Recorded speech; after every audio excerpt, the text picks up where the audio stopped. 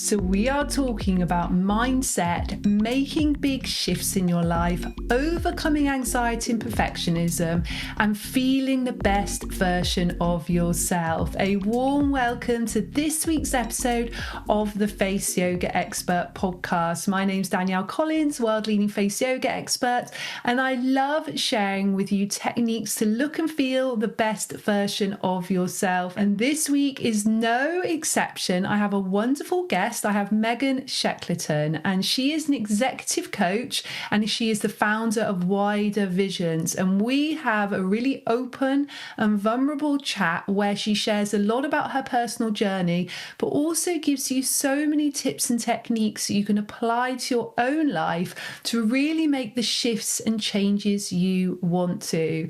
And I just want to tell you a little bit about something which I know is super exciting for you, particularly if you are looking to make a change or a shift in your life, and that is our Face Yoga Teacher Training certification. So the Face Yoga Teacher Training course is great for you if you're already in the wellness world. Maybe you're a yoga teacher, maybe you're a coach of some kind, maybe you're a personal trainer, maybe you're a beauty therapist, or you are somebody that just loves wellness, loves natural beauty, and wants to know more about face yoga to maybe use with your friends and family, but maybe to make a brand new career for yourself, maybe a side hustle, maybe you want to set up an entirely new business.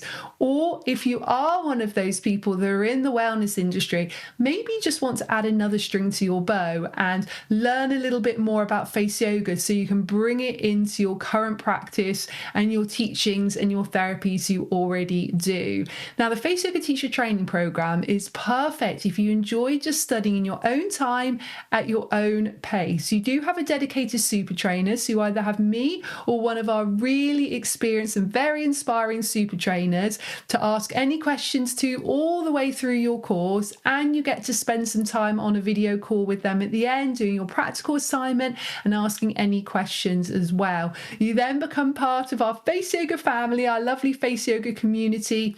You get a full certification, which is fully accredited. It's internationally recognized. Plus, you get listed on our website as one of the certified teachers of the Danielle Collins Face Yoga Method. So I'm going to put the link in the show notes for you. You can just go to faceyogaexpert.com if you want to just head there right away now. And all the information is on there under teacher training. So I'm not going to talk anymore. I'm going to let you listen to this amazing episode with Megan. We really go deep on things, and I know it's going to make a big difference to you. And if it does, please leave a comment if you're watching this on YouTube, and like and subscribe. And if you're listening to this anywhere you get your podcast, please rate and review the podcast. It makes such a difference. It means that other people get exposed to this podcast, get to see all the lovely content that I share and all these amazing guests I'm so lucky to have on. So if you can just take 1 minute to do that, that would be much appreciated. And as always, I'm sending you love, and I'm welcoming Megan to the show. Megan, a warm welcome to this week's episode of the Face Yoga Expert podcast. How are you today? I'm doing good. Thank you so much for having me. I'm excited to be here. Well, thank you so much for being here. And I'm excited too, because I want to dive into all of your expertise as a coach and so much about your journey. And I know that you've got so many inspiring tips to share with us as well. So it's going to be a wonderful conversation. I already feel that way. It's such an honor. Oh, that's lovely to hear. And before we do get into your personal journey, I know that you've coached a lot of people, you've worked with a lot of different businesses over the years. What do you feel is the one thing that really holds us back from really living the life we want to live? Let's start off going deep with this. Yes, let's do it. I'm a Scorpio, so I'm like, let's dive in. Love that. Love that. I'm a Pisces, so all about the emotion. Okay, all about the water. It's such a good question, and I think it's twofold.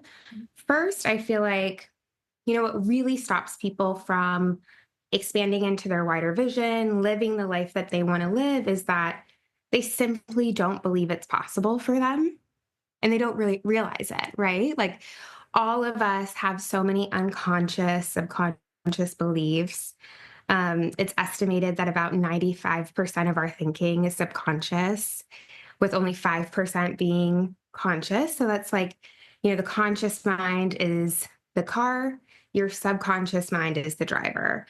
And if you have these dreams and visions for yourself, but underneath, your thoughts, your beliefs, your emotions, the self narratives and stories, if they're not aligned with the visions that you really want to create in your life, you're going to feel a lot of resistance and expanding into that. Whether it be resistance in taking action at all, or when taking the action, it's not going to feel easeful. It's not going to feel flowy. You're not going to feel confident.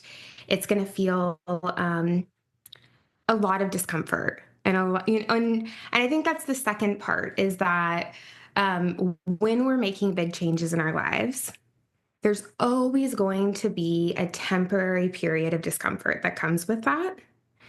And many of us don't have the tools to either shift our conscious thinking, subconscious thinking, and also shift somatically so that our nervous system is regulated and we have tools to kind of wait out that period of change.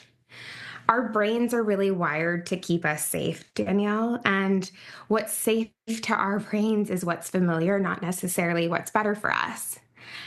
And so I think, either subconscious beliefs or subconscious stories hold people back because they don't believe it's possible for them, or they get started on that journey of transformation and they reach this, very common stage of discomfort, where our mind is kind of regulating to this new normal, and then create a lot of stories around, oh, this isn't for me, maybe this isn't right, maybe I can't do it, and they don't have tools to kind of self-regulate in that process or know that that's normal.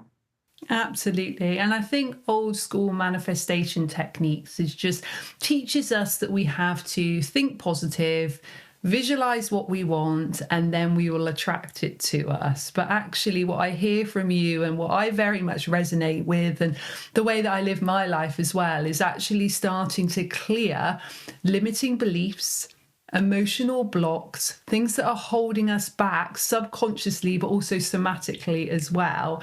And then using that to get us to the next stage. And it's great to set goals. It's great to have big visions, but we need to do the uncomfortable sometimes work alongside it. And I think that really is the missing piece. And I think now more people are aware of that. But I think it's also very difficult to lean into that. And I think if you've been doing this for a while, you don't mind leaning into that discomfort. You don't mind leaning into those stories and that narrative that we all have, whether it be from our past, whether it be from trauma, whether it be from our current situation. What would your advice be for someone that wants to start to clear some of those limiting beliefs or that stuck emotion, but they're a little bit fearful of the discomfort that comes with that? Such a good question. And before I answer that, I just want to acknowledge that I really agree with you. That kind of old school manifestation is just get into the vortex, think positive, don't allow yourself to think negative. And, that is really just working on the conscious mind, that 5% of our mind that we're conscious of. But underneath the iceberg, there's all of these other kind of, stories that we need healing. And I really feel like our dreams are the pathway for our greater growth, our greater healing and expansion. And for me, what I think is so wild is that no one teaches us these very practical tools. In school, we're taught science, we're taught math, we're taught history, but no one is taught, how do I question my thinking? How do I bring safety back to my body when I'm feeling anxious? How do I start to get clear on what's a fact versus a story? Just these really foundational practices to better understand yourself. And then once you have that self-awareness, you can start to create meaningful change in your life. And that's what I really want to create more accessibility with in Wider Visions, the company that I'm creating. But to answer your question, I think, to really get started, it starts with the intention of curiosity and also the intention of self acceptance. If we want to change something in our lives, but we're being overly critical, we're really judging ourselves, that, inner perfectionist is coming out, it's going to be really hard for us to take a more zoomed out perspective of, okay, how can I get curious about this? For instance, one of my clients was noticing a lot of resistance with opening the mail. And she was telling me it's such a simple thing. I should be able to do this. I don't know why I avoid it. Then becomes a bigger problem. And I think the first, step is always, okay, how can we look at ourselves with more self-compassion, more acceptance of this is where we're at and we can't change the past.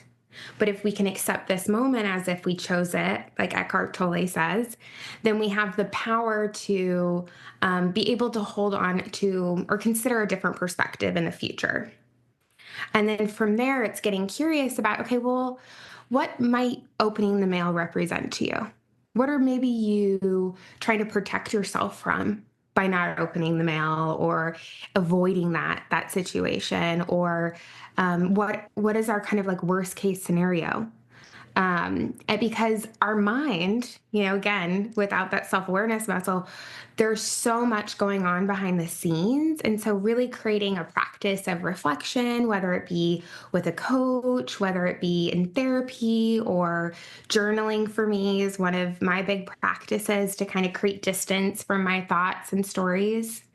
But creating that reflection practice really helps us start to get curious about the patterns in our life. And once we get curious, it opens the pathway for us to consider different perspectives and different ways of looking at it. It absolutely does. And I know that you have suffered in the past from perfectionism, anxiety, autoimmune illness, feeling the emotions stuck in your body, feeling that you can't be as expansive as you would like to, feeling as though you can't clear out those limiting beliefs. And I resonate with that too. I've been in that position too, and that's what led me to this work, inner work, but also this work as a career as well.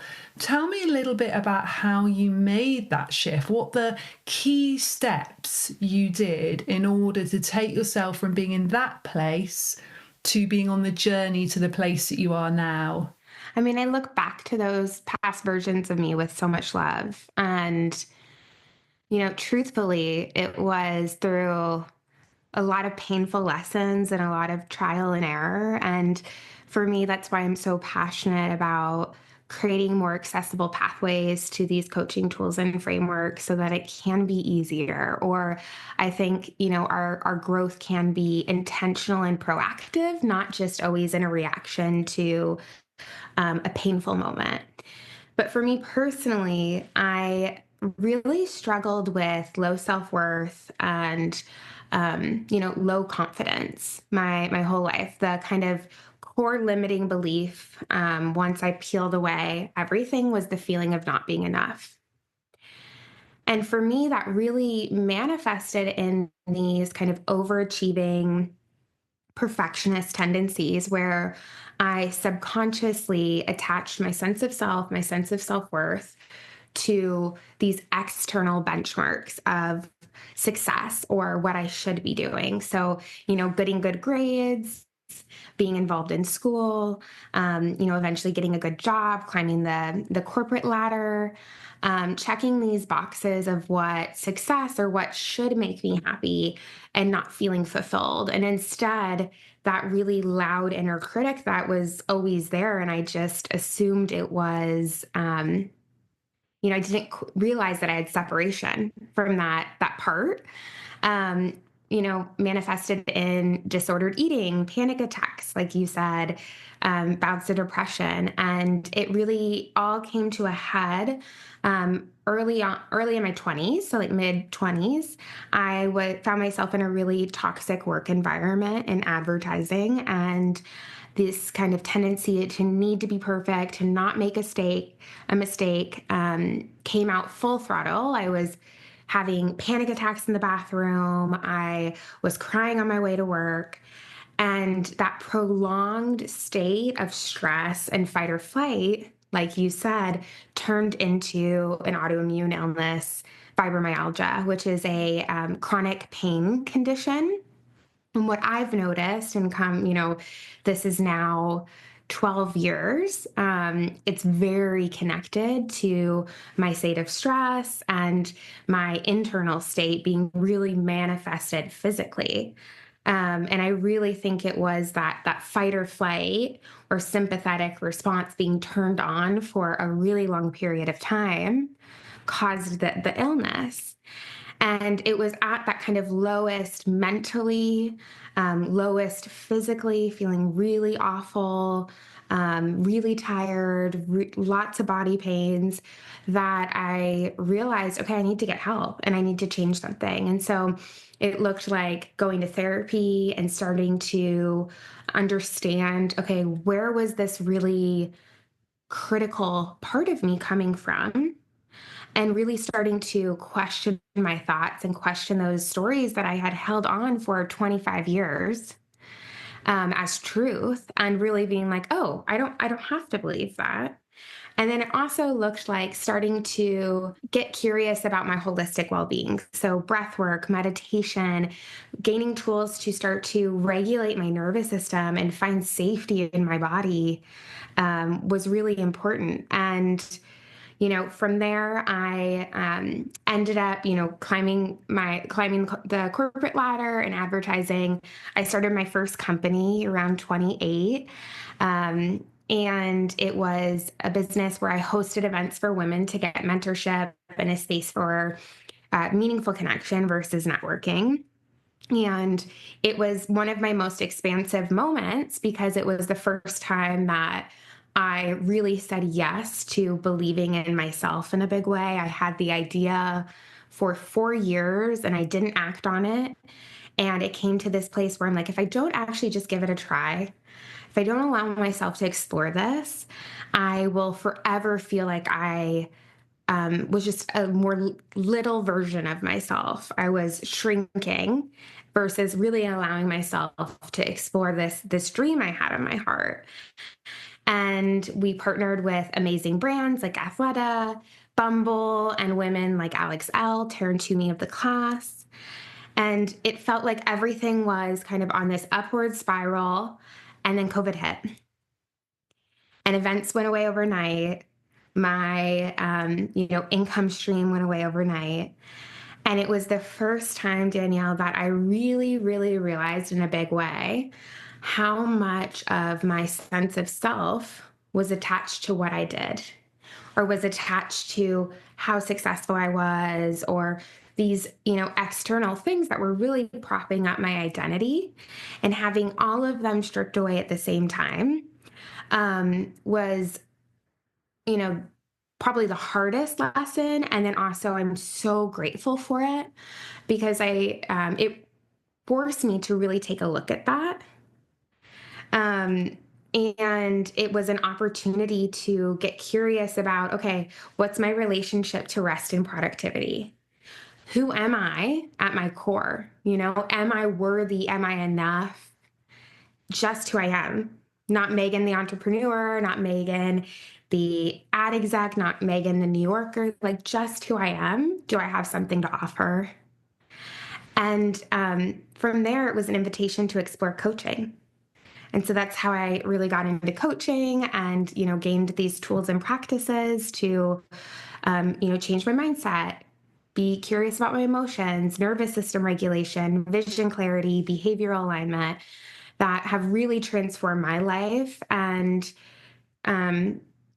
I've developed a whole company that we sold last year. I'm building wider visions, and even more than the external things, it's really, I have a much better sense of self-love and self-worth that no matter what's kind of going on in my life, whether it be a really big win or something that's sticky and challenging, at my core, I have more confidence that I can take care of myself.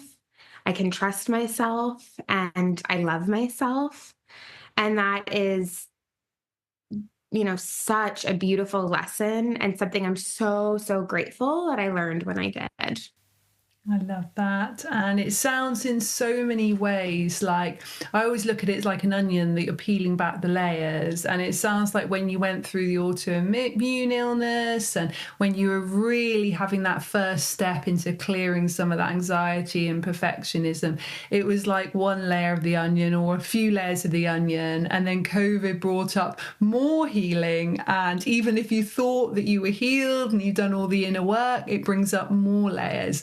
And I think what that gives us is it gives us that resilience to know actually if and when things shift and change again, we've got that resilience to work through more layers of the onion, because inevitably there are more layers of the onion. And in my experience as well, those layers of the onion often have similar themes. So the themes that we worked with maybe 10 or 20 years ago in terms of clearing bring themselves up to be cleared in a different way, and they are set up in a different situation, in a different circumstance, which I always find so interesting. But I think having that resilience really helps. And what I loved about what you said was about regulating the nervous system, because if we know how to do that, we do have that resilience to be able to do that inner work. And do you have any favorite practices which you use to regulate your nervous system? Yes. And I think it's such a missing component. I feel like with therapy, I learned so much about kind of the cognitive changing your mindset. But even to do the subconscious work, you need to be in a more safe, regulated space to be able to like access those brainwave states that help you get into your limbic system. And so it for me is such an important part that goes hand in hand with the mindset. Um, I mean, breath work is so powerful, and I love it because it's free and accessible. And a really easy practice is just focusing on longer exhales than your inhales. So I love the 4-5-6 method, where you breathe in for a count of 4, hold at the top of your of your breath for a count of 5, and then exhale slowly out for a count of 6. But at the most simple of practices, it's just, okay, can I have my exhale be so slow, just emptying out so slow? And that cues to our body that we're safe. Um, I love what you said about the onion, and that's such a perfect, analogy. I always like to think that growth is like a spiral, for so many of us. And I know when I was starting my personal growth journey, you want your growth to be linear. You want to always be on this like upward trajectory.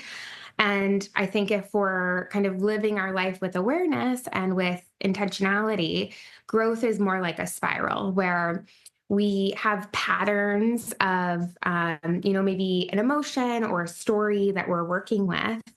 And just like you said, it'll come back around.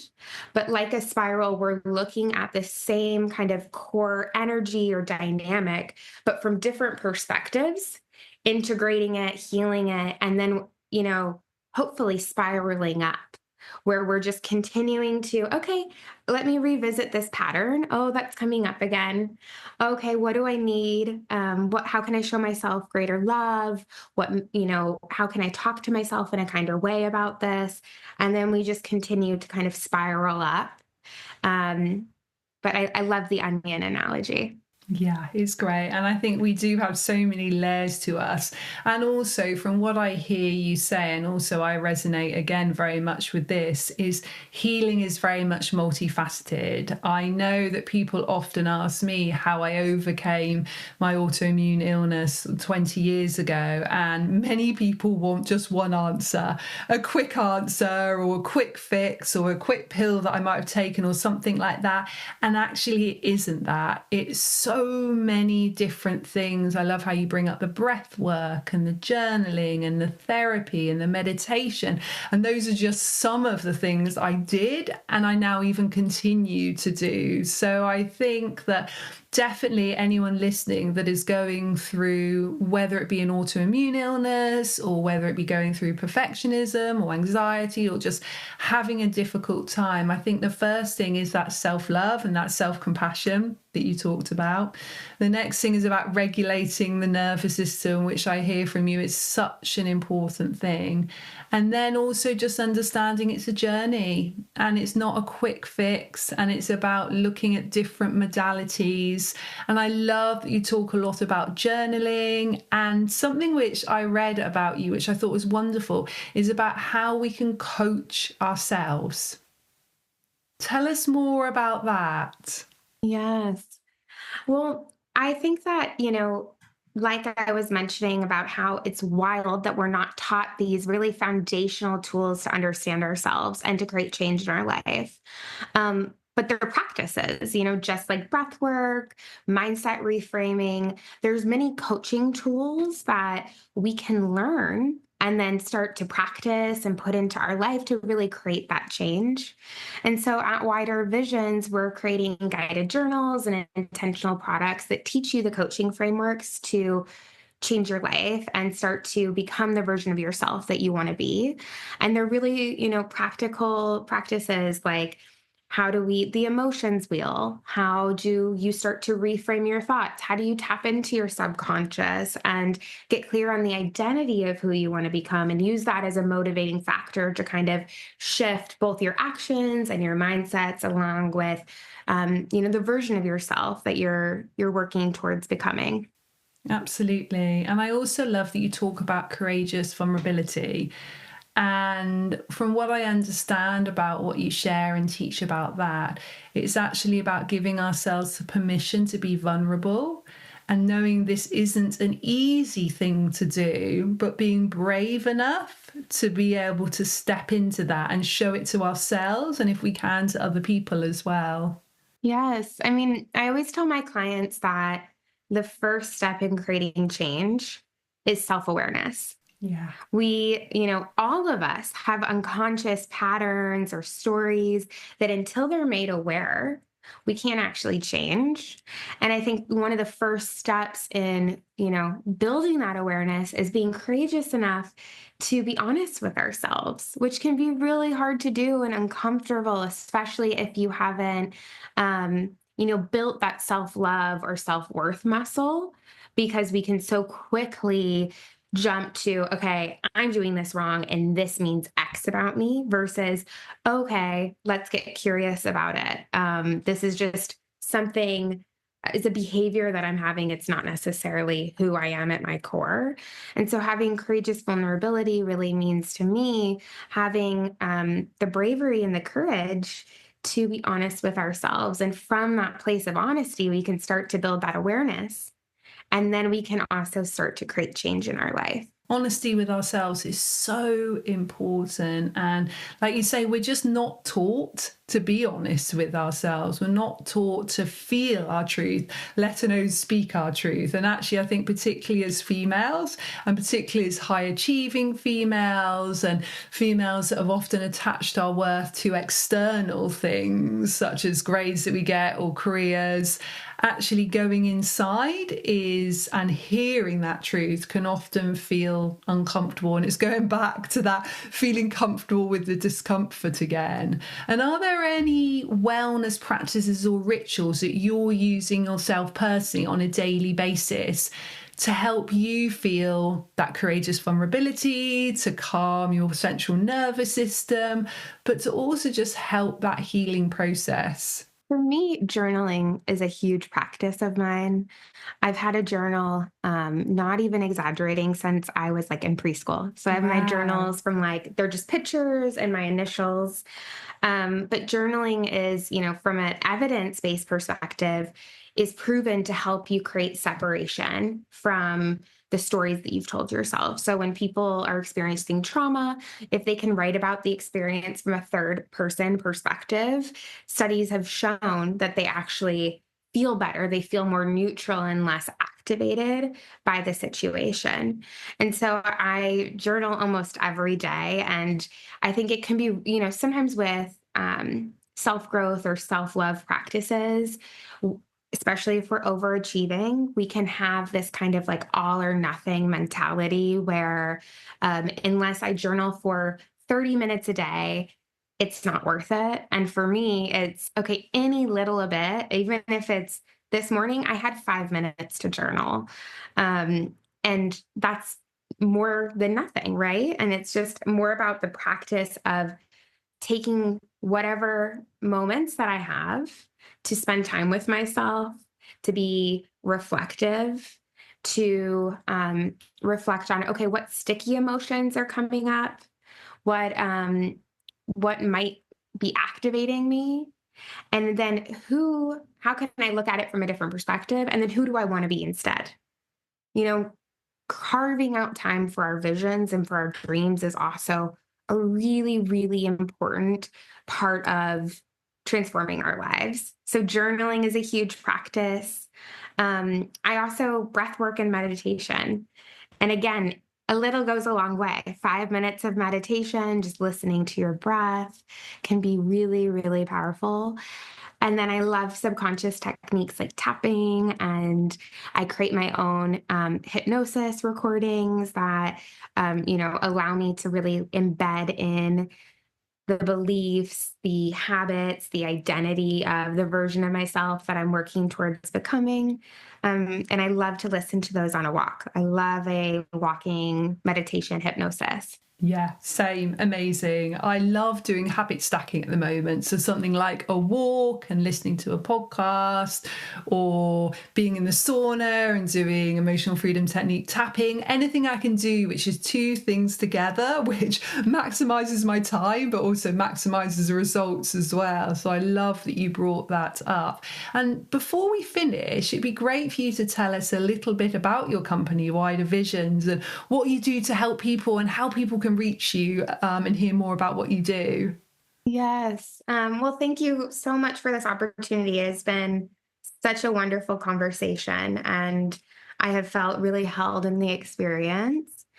At Wider Visions, we're creating accessibility to these coaching tools to transform your life. So I have seen firsthand with my own life, and then also with my private executive coaching clients, how powerful having tools for mindset management, better emotional awareness, getting clarity on the changes that you want to make, and then how do you align your internal and external parts of you to really start to create that change, have been for my clients and for myself. But the truth is that private coaching isn't accessible to everyone, but I think the tools should be, and they should be more accessible for people to really create better self-awareness, and with that awareness, create change.